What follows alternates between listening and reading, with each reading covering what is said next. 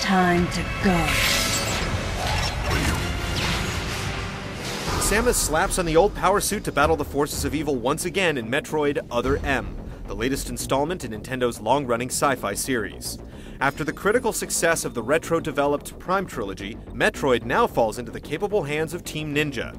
Other M borrows elements from both the Prime series and the classics, and infuses them with a bit of Team Ninja style to deliver what feels like a new Metroid experience. A dream. I had been reliving the tragic moments of my recent past.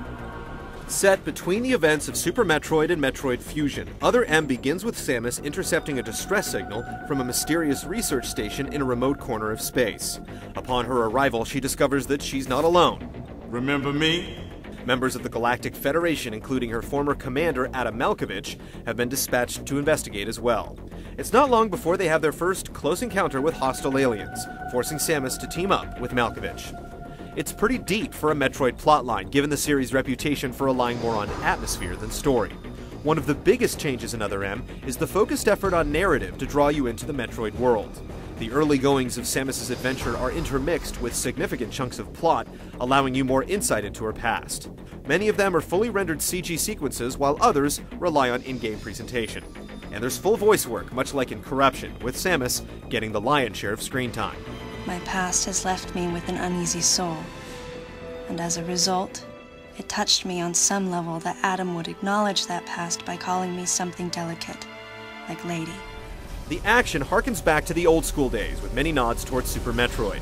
Players move around environments in a third-person perspective, though the fixed camera and limited depth at times evokes the feel of a side-scroller.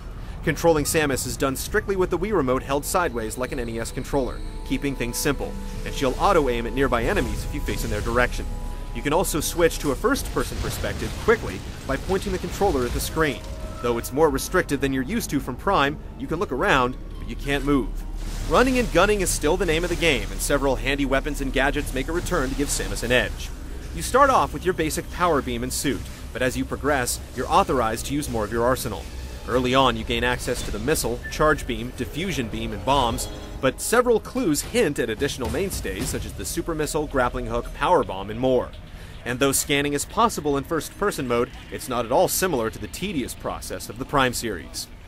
Platforming also returns in full form, and you can perform several acrobatic maneuvers to get around. But a new series of melee attacks and evasive maneuvers push things further than before. Enemies can now grab Samus, and you'll have to perform a counter to break free. She can also dodge attacks and projectiles with a well-timed press of the button and then strike back a counterattack. And when your foe is in a weakened state, close in on them to trigger a chance for a deadly strike, a one-hit melee attack that sends them packing. Having explored only a handful of the space station's environments, we've only scratched the surface of the bottleneck ship. You'll get to blast off on Samus's latest mission later this month when Metroid Other M arrives stateside. Is it the next evolution in the series? Check out our review to find out.